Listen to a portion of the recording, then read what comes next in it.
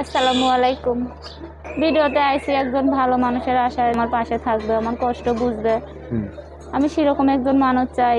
তার বয়স হলো কোনো সমস্যা হবে না, মন থেকে মাইনে নিয়ে আমার ভালোবাসে, আমার কষ্ট বুঝে, আমি তাতেই খুশি। আমার সংসার চালাইতে পারে, অবশ্যই আমি তার কাছে বিয়ে শাদী বসবো। যোগাযোগ কিভাবে করবে? আমার ফোন নাম্বার আছে, ওই ফোন নাম্বারে যদি আমার পাশে থাকতে চান, আপনি আমার কষ্ট বুঝতে চান, তাইলে আমারে ফোন দিয়ে আমি তার সাথে কথা বলবো।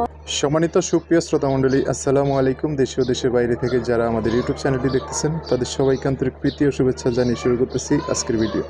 দর্শক, আজকে আমরা আমাদের ভিডিওতে একজন সুন্দর অসহায় আপুকে নিয়ে আসছি। দেখতে পাচ্ছেন ক্যামেরার সামনে নিরিবিলি দাঁড়িয়ে আছে। কী জন্য ভিডিওতে আসছে আমরা তার মুখ থেকে একটু জেনে নেব। দর্শক, ভিডিওটা না টেনে সম্পূর্ণ দেখলে আপুর ফোন নাম্বারটি ভিডিওতে পেয়ে যাবেন। আসসালামু আলাইকুম। ওয়ালাইকুম আসসালাম। ভালো আছেন আপনি? আলহামদুলিল্লাহ ভালো আছি, আপনি ভালো আছেন? ইনশাল্লাহ ভালো আছি। নাম কি আপনার? আমার নাম মেঘলা। মেঘলা? জি।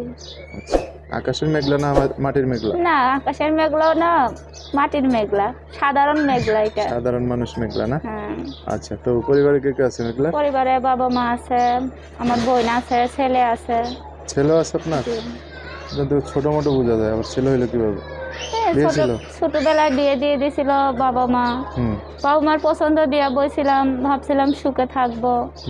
অনেকটা কষ্টে বড় হয়েছি, অনেকটা কষ্টে ছিলাম, তাই বাবা মা ছোটবেলায় বিয়ে দিয়ে দিয়েছে, ভালোভাবে চলতে পারবো, খাইতে পারবো। কিন্তু ভাই কপালে কষ্ট ছিল, হয়েছে, কারণ কপালের লিখন তার খণ্ডান যায় না। তারপর তার জন্য এখন ভিডিওর সামনে আইছি, ভালো একজন মানুষের আশায়, যে আমার ছেলের দায়িত্ব নেবে, আমার দায়িত্ব নিয়ে আমার পাশে থাকবে, কষ্ট বুঝবে। সেরকম একজন মানুষ চাই। যদি আল্লাহ মিলিয়ে দেয়, তাহলে তার সাথে সম্পর্ক করব, কথাবার্তা বলবো। সে যদি বিয়ে করতে চায়, অবশ্যই আমি তার কাছে বিয়ে বসবো। সে যদি আমার কষ্ট বুঝে। গ্রামের বাড়ি কোথায়? আমার দেশের বাড়ি হয়েছে সিলেট মাধবপুরে। সিলেট মাধবপুর। সিলেট মাধবপুর? জি।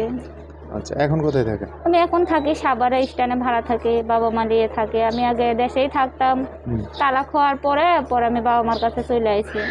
আর দেশের বাড়িতে যাওয়াটা হয় না, এখন আর দেশের বাড়িতে যাওয়া হয় না। আসলে একলা থাকতে হয়, দেশের বাড়ি যাই খাওয়ার কষ্ট হয় অনেকটা, তার জন্য এখন আর দেশের বাড়ি যাই না, এখন বাবা মার কাছেই থাকি। হ্যাঁ। আচ্ছা, তো আপনাদের তালাক হয়েছে কত বছর? তালাক হয়েছে তাও 1 বছরের মতন হয়ে আছে। আমার ছেলেটা 1 বছর 2-3 মাস বয়স থাকো না, তালাক হয়ে গেছে। এখন ছেলেটা কতটুকু হয়েছে? এখন ছেলের বয়স 2 বছর চলতেছে।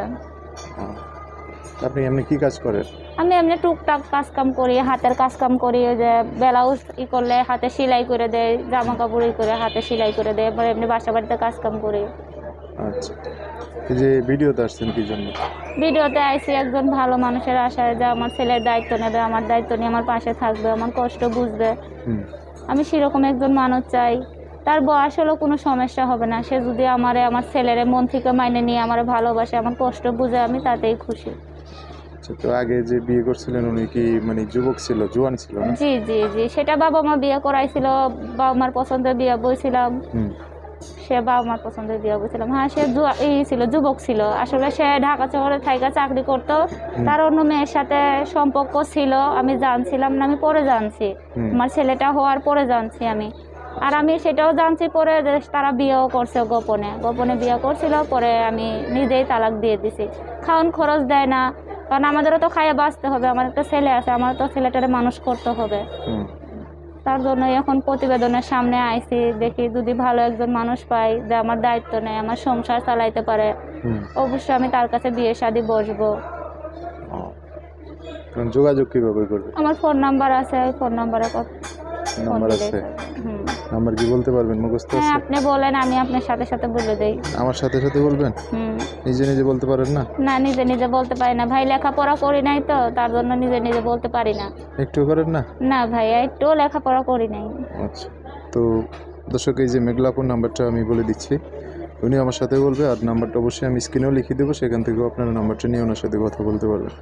নাম্বারটা হচ্ছে 01619 68 0381।